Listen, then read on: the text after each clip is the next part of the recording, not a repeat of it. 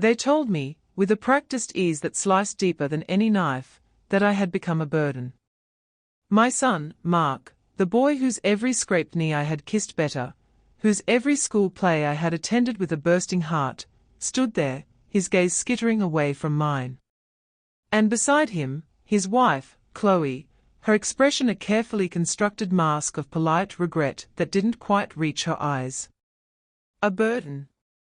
After a lifetime of pouring myself into them, into our family, that was my new label.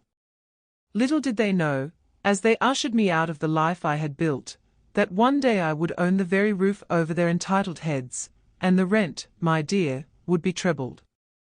Comment below where you're watching from. Tell me where in the world you are watching from. Don't forget to subscribe to the channel for more stories like this.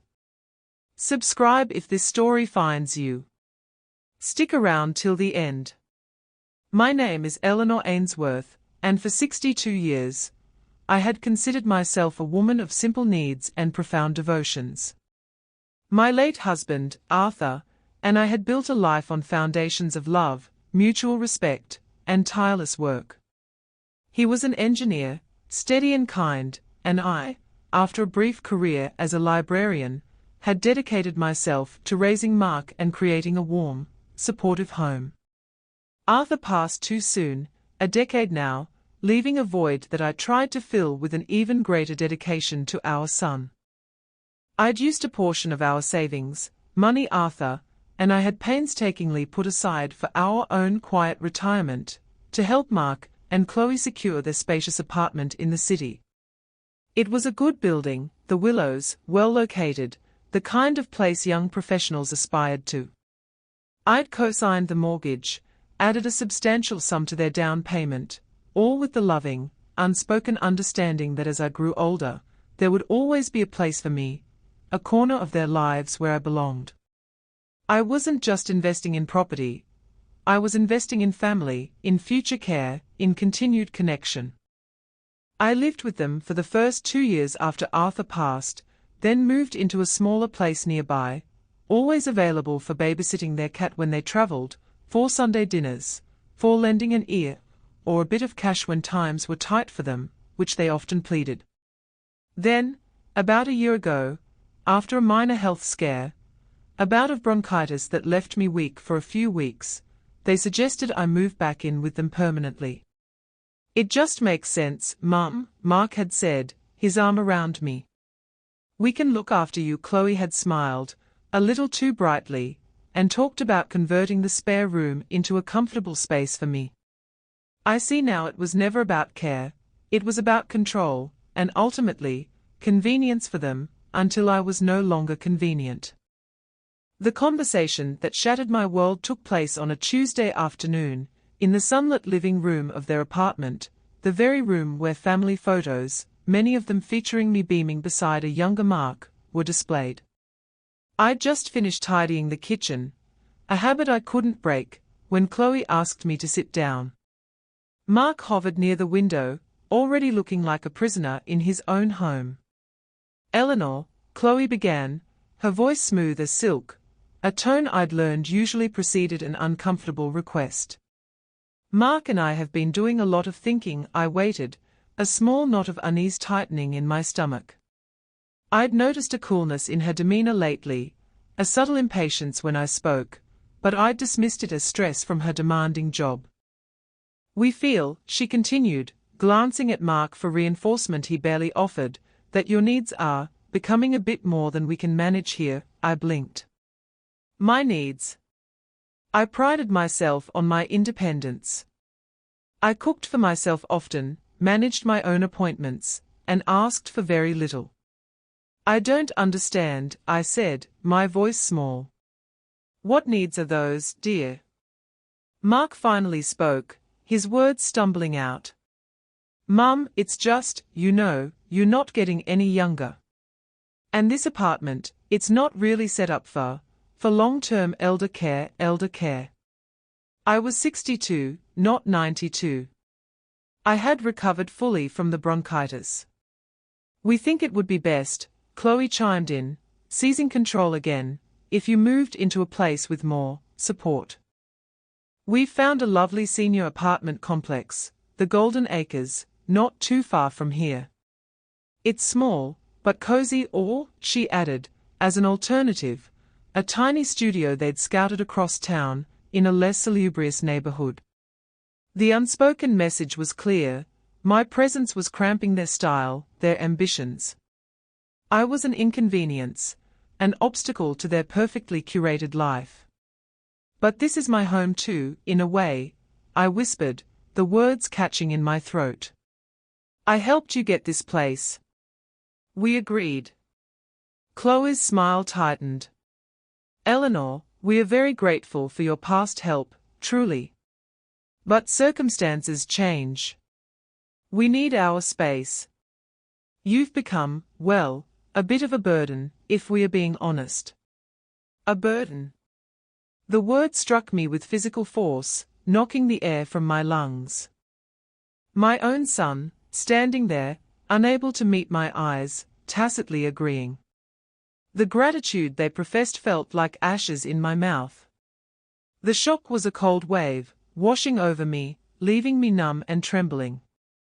I looked at Mark, searching for any flicker of the boy I raised, any sign of protest or regret.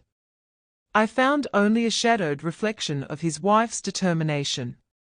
My dignity, painstakingly maintained through widowhood and quiet sacrifice, felt stripped away, leaving me exposed and profoundly alone. It was as if the last 30 years of my life, the love I'd poured out so unconditionally, had been meticulously erased, deemed irrelevant. They gave me 2 weeks. 2 weeks to dismantle my life with them, to pack my few belongings, and to vanish from their upwardly mobile trajectory. The unspoken accusation of being a burden echoed in the ensuing silence, a brand seared onto my heart. The apartment they moved me into was small, as promised, but cozy was a cruel misrepresentation. It was a sterile box on the 5th floor of a dreary, anonymous building, overlooking a noisy thoroughfare. The walls were thin, the linoleum cracked, and the single window offered a vista of brick and grimy fire escapes.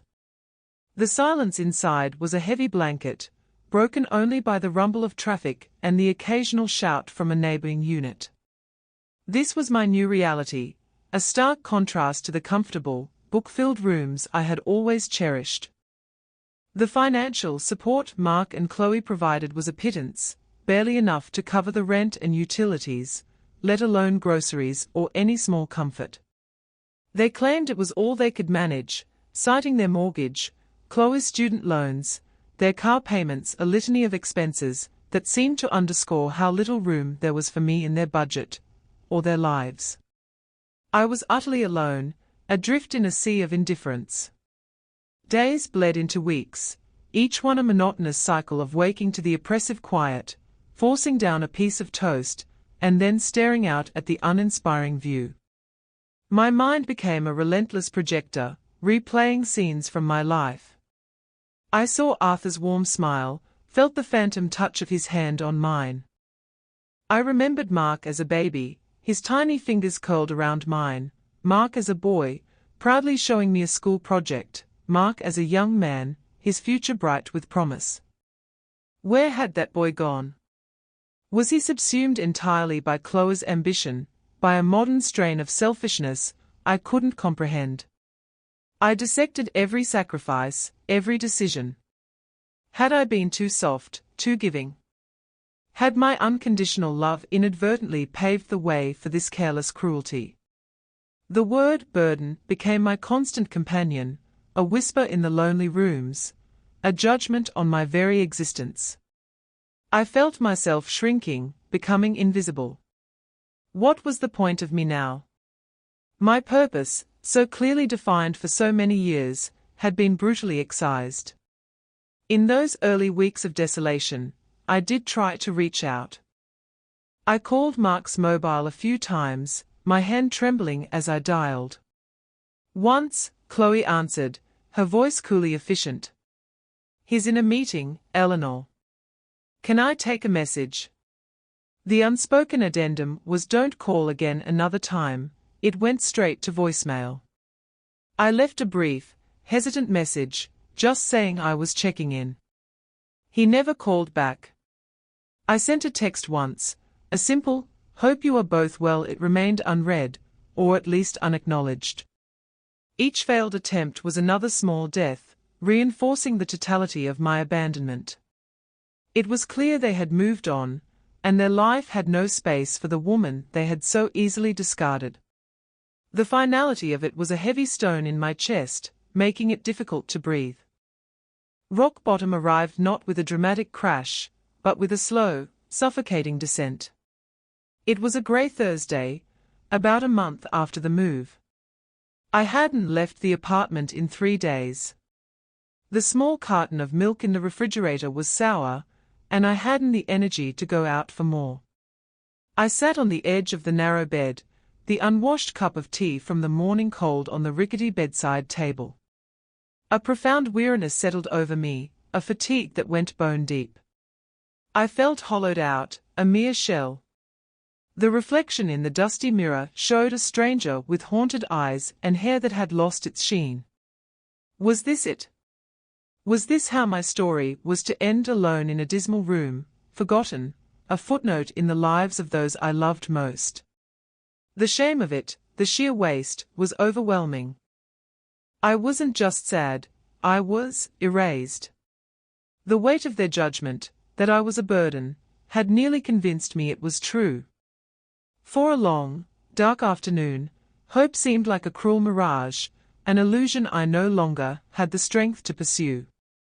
Then, one bleak afternoon, as I was apathetically sifting through a box of old papers I had brought from Mark and Chloe's attic, things they deemed not worth keeping in their pristine home, but hadn't quite had the nerve to throw out themselves, while I watched my fingers brushed against a small, locked metal deed box.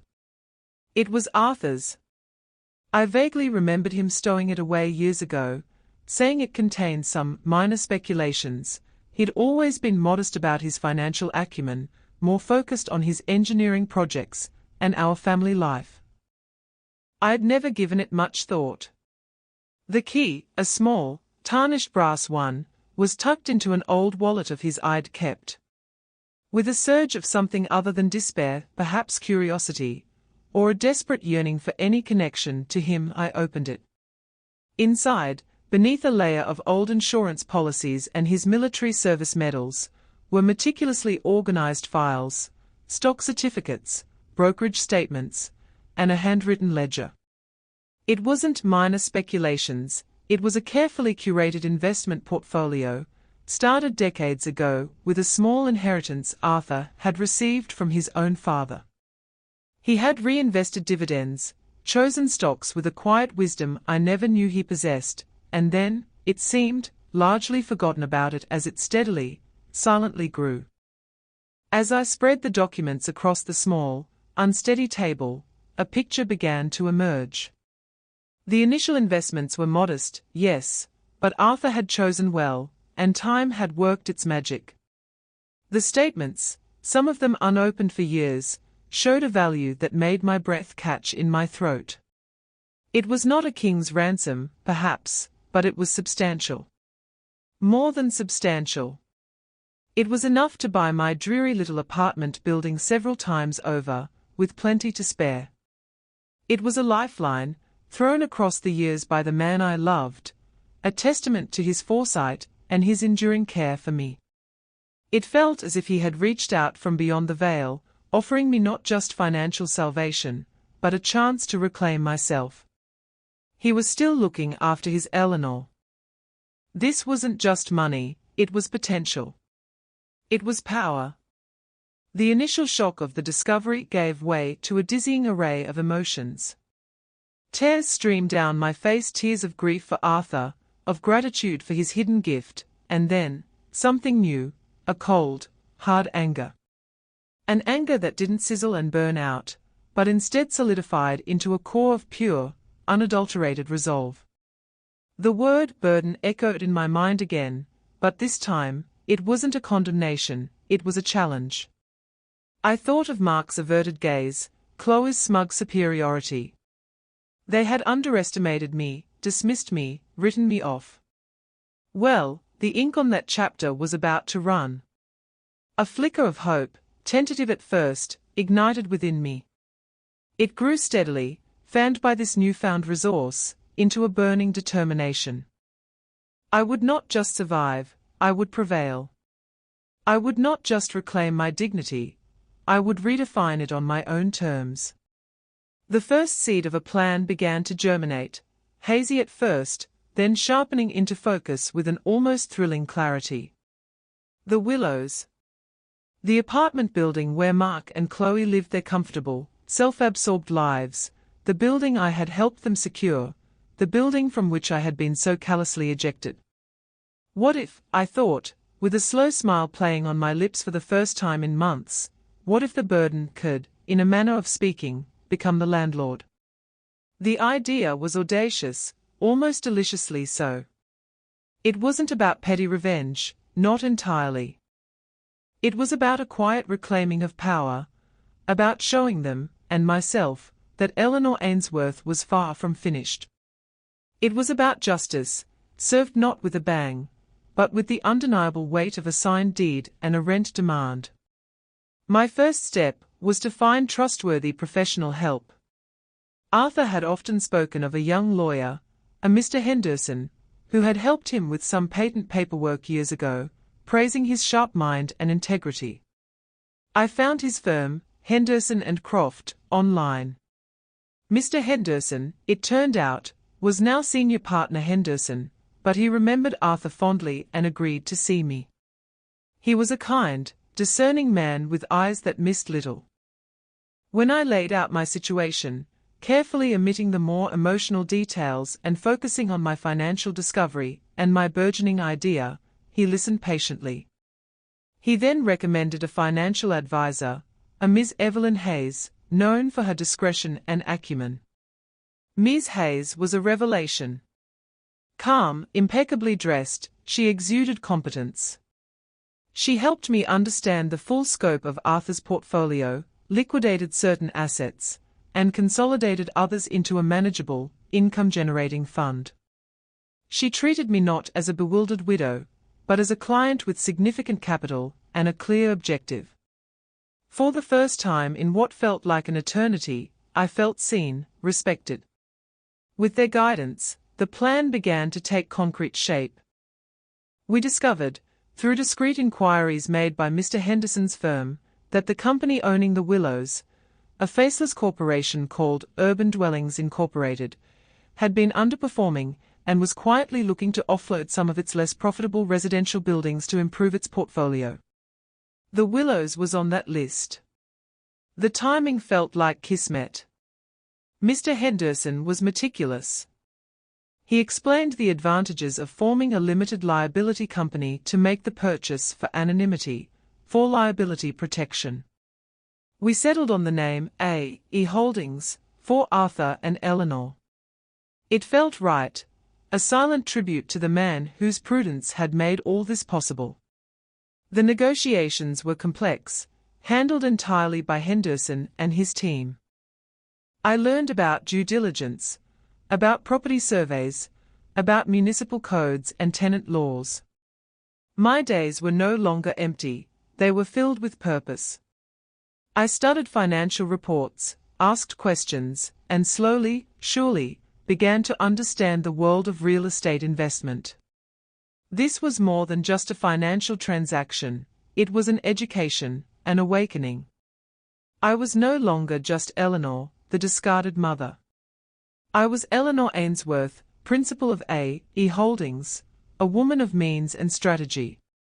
During this period of intense activity, a subtle but profound personal transformation was taking place. The fog of despair had lifted, replaced by a crisp, clear focus. I started taking better care of myself. I had my hair cut and styled, bought a few new outfits, smart, professional clothes that made me feel capable and confident. I ate regular, healthy meals. I walked for an hour every day, feeling the strength return to my limbs, a new spring in my step. The haunted look in my eyes was replaced by a gleam of determination. I even found myself smiling at strangers.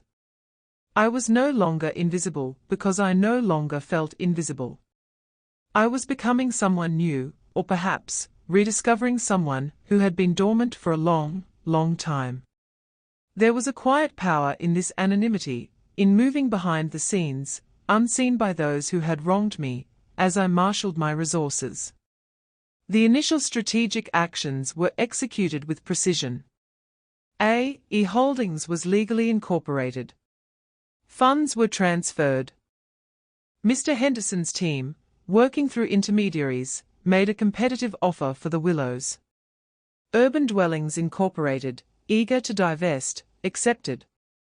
The closing took several weeks, a period of anxious anticipation for me, but I filled the time by learning everything I could about property management.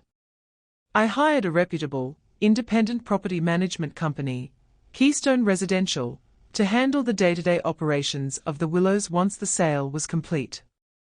I would be the owner, the decision-maker, but they would be the public face, ensuring a professional distance.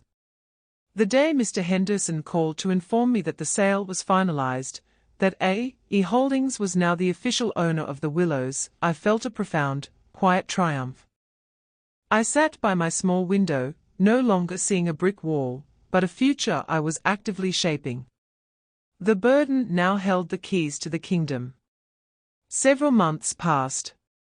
Life at the Willows continued, ostensibly as before, but under new, invisible ownership.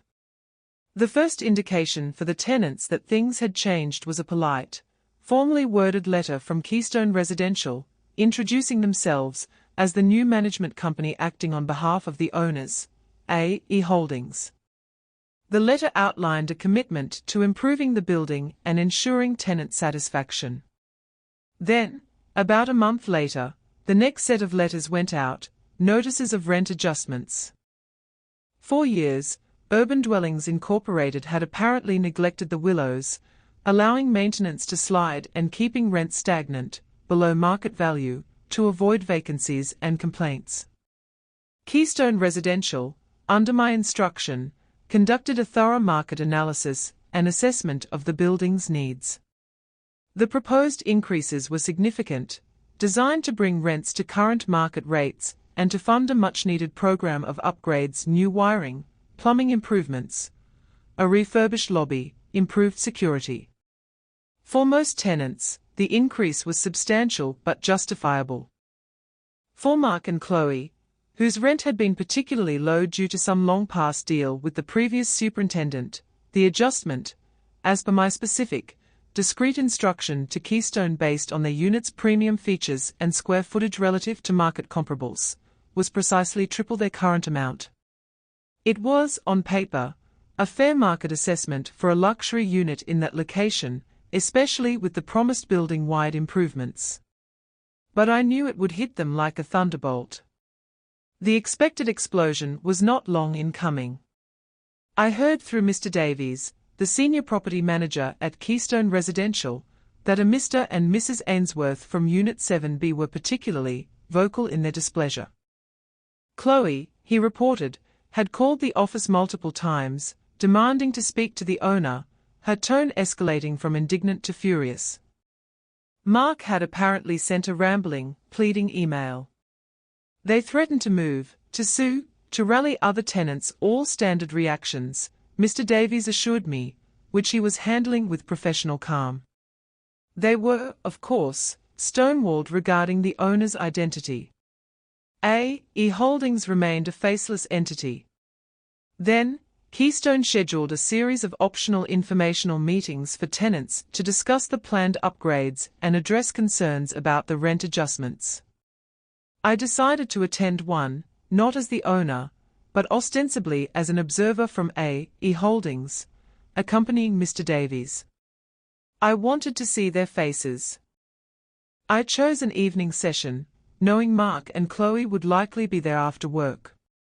I dressed carefully in a charcoal grey suit, my hair impeccably styled, a string of Arthur's mother's pearls at my throat, pearls Chloe had once dismissively called frumpy. I looked, I thought, like a woman who knew her own mind and her own business. Mr. Davies, a portly, unflappable man in his late 50s, began the meeting, outlining the renovation plans with professional slides. I sat quietly at a small table to the side, observing the attendees. My eyes found them quickly. Mark looked stressed, lines of worry etched around his mouth.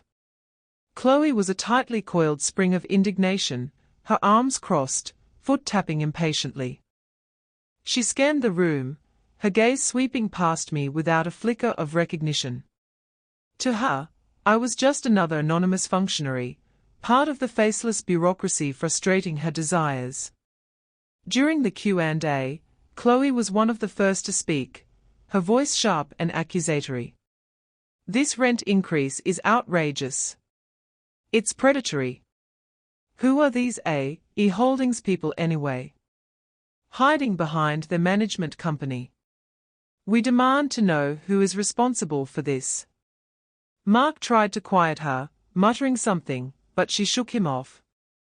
Mr. Davies calmly reiterated that A.E. Holdings was a private investment firm, and that Keystone Residential was their authorized representative. Chloe was not satisfied. "This is unacceptable. We've lived here for years. We have rights." She then, almost as an afterthought, gestured vaguely towards me. "And who are you? Another pen pusher sent to placate us." This was my moment. I stood slowly, my heart beating a steady, resolute rhythm. Mr. Davies, as planned, intervened smoothly. "This is Miss Eleanor Ainsworth," he announced, his voice carrying clearly in the suddenly quiet room. "She is the principal representative of A.E. Holdings." I saw Mark's head snap up. His eyes met mine, and the color drained from his face. He looked as if he'd seen a ghost. Chloe stared, her mouth slightly agape. For a moment, there was only stunned silence. Then, recognition, disbelief, and a wave of apoplectic fury washed over Chloe's features. "You," she shrieked, pointing a trembling finger. "It's you. You can't do this. Mark, tell her. She can't do this to us. This is harassment. This is personal." I met her gaze, my own calm and unwavering. "Actually, Chloe," I said, my voice even and devoid of the tremor I half expected, "I can. And I have." I looked from her to Mark, whose face was a mask of horrified comprehension. A.E. Holdings now owns the Willows. The rent for Unit 7B has been adjusted to reflect its current market value and the planned capital improvements for the building. It is a standard business decision. I paused, letting the words sink in. "You have until the end of next month to sign the new lease agreement or, of course, to vacate the premises. I trust you'll be able to find alternative accommodation that is perhaps less burdensome for your budget." The word hung in the air between us, a perfect, terrible echo of her own careless cruelty. Chloe sputtered, speechless for once. Mark just stared, his eyes wide with a mixture of shock and a dawning, desperate understanding. The power in the room had shifted, irrevocably. The burden was now the one holding all the cards. The aftermath was swift and, for Mark and Chloe, brutal. They could not, by any stretch of their carefully managed finances, afford the new rent for Unit 7B. Their lifestyle, propped up by my past generosity and their willingness to exploit it, began to unravel. I heard snippets from Mr. Davies, frantic calls from Chloe alternating between threats and attempts at bargaining, all met with polite, firm reiterations of the terms. Mark, he said, sounded defeated. They scrambled to find another apartment, but the rental market was tight, and their expectations, honed by years in the Willows, were high. The reality of what they could actually afford was a bitter pill. Chloe's fury, I imagined, was immense, a corrosive force likely directed at Mark for his inability to fix the situation, for his connection to the woman who had so comprehensively outmaneuvered them. Their relationship, built on a foundation of shared selfishness rather than genuine partnership, showed its cracks under pressure. Ultimately, they were forced to move. They found a much smaller apartment in a less desirable neighborhood, a cramped two-bedroom that was, ironically, very similar in quality to the one they had deemed suitable for me just a year before. The symmetry was not lost on me. A few days after they had vacated the Willows, my phone rang. It was Mark. His voice was hesitant, filled with a shame that sounded, for the first time, genuine. "Mum," he began, the word almost a question. "It's Mark. I just wanted to say, I'm sorry. We're sorry. What we did, it was wrong. Chloe, she's taking this hard, but I know I messed up. I was weak," he rambled on, a torrent of excuses, apologies, and self-recriminations. He blamed Chloe, he blamed financial pressures, he blamed his own cowardice. He said he missed me. He asked if there was any way we could talk, if I could find it in my heart to forgive them, perhaps even reconsider the rent, just for them. Later that week, a tearful voicemail from Chloe herself appeared, a saccharine performance of remorse that rang utterly false to my ears. She spoke of misunderstandings, and how much she'd always valued me. It was a desperate, manipulative ploy, and it only solidified my resolve. I listened to Mark's messages, not with a sense of vindictive triumph, but with a profound sadness. This broken, pleading man was what remained of the bright boy I had raised. The love I'd felt for him was a deep, old wound, and while it might scar over, it would never fully heal in the same way. Forgiveness. Perhaps, in time, for my own peace. Reconciliation. That was a far more complex matter. I did not return their calls immediately. I needed to process. The woman they had cast off as a burden was now a person of substance, of agency. I was a businesswoman, a property owner with responsibilities not just to myself, but to all my tenants. My focus shifted to the positive, overseeing the renovations at the Willows, ensuring Keystone Residential managed the property ethically and efficiently, and exploring other investment opportunities that Ms. Hayes brought to my attention. The pain of their betrayal was still there, a dull ache, but it no longer defined me. It was a part of my story, not the entirety of it. I began, slowly, to rebuild my social fabric. I reconnected with a few old friends from my book club days, women I had drifted from during my years of intense focus on Mark and Chloe. They welcomed me back with warmth and without judgment. I started volunteering at the local library twice a week, surrounded by the familiar comfort of books and the quiet hum of learning, a return to one of my first loves. As for the Willows, I decided to take one of the newly renovated apartments for myself. Not Unit 7B that held too many ghosts. Instead, I chose a bright, airy apartment on a higher floor, with a lovely view of the park. It was spacious and elegant, a place I furnished with care, filled with art, books, and music. It was my sanctuary, a testament to my resilience and my newfound independence. This was a life built not on the shifting sands of others' affections, but on the solid rock of my own strength and Arthur's enduring legacy. And so, here I am today. Eleanor Ainsworth, owner of A.E. Holdings, resident of the Willows.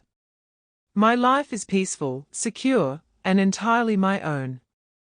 The building thrives under my stewardship. The renovations are complete, and it's a genuinely lovely place to live. My tenants seem happy, and Keystone Residential handles the day-to-day with efficiency. I manage my investments with Ms. Hayes, and consult with Mr. Henderson when needed. I am financially independent, emotionally resilient, and content in a way I never imagined possible during those dark days. I am no one's burden, I am the architect of my own well-being. Sometimes, I use a small portion of my profits to contribute to a local charity that supports seniors, who have faced housing insecurity or unjust treatment. I do it anonymously, of course. It's a quiet way of paying forward the unexpected grace that Arthur's foresight provided me. I don't wish Mark and Chloe ill, not anymore. Their struggles are of their own making. Mark still calls occasionally, his apologies becoming less frequent, tinged more with a resigned acceptance of the consequences of his actions. I am polite, distant. The door to my heart is not entirely slammed shut for him. Perhaps one day a sliver of light might pass through, but it will require a profound and sustained demonstration of change from him, a journey he must undertake alone. For Chloe, that door remains firmly, irrevocably closed. My journey has taught me invaluable lessons. It taught me about the surprising depths of betrayal that can come from those closest to you, but also about the equally surprising reserves of strength that can be found within oneself when truly tested. It taught me that self-worth is not a gift bestowed by others, but a treasure cultivated from within. It taught me that the quiet execution of a well-laid plan can be far more potent than any loud recrimination. The end of one path, however painful, can indeed be the beginning of another, far more empowering one. My life was almost erased by the carelessness of others, but I chose to pick up the pen and write a new ending, a better ending. My story is a testament to the fact that it is never too late to reclaim your life, to rediscover your voice, to demand respect. They called me a burden, but in doing so, they unleashed a power within me I never knew I possessed. And now, I stand not in the shadows of their judgment, but in the sunlight of my own hard-won peace and quiet triumph. My name is Eleanor Ainsworth, and I am, finally, free. Thanks for listening. Don't forget to subscribe. Feel free to share your story in the comments. Your voice matters.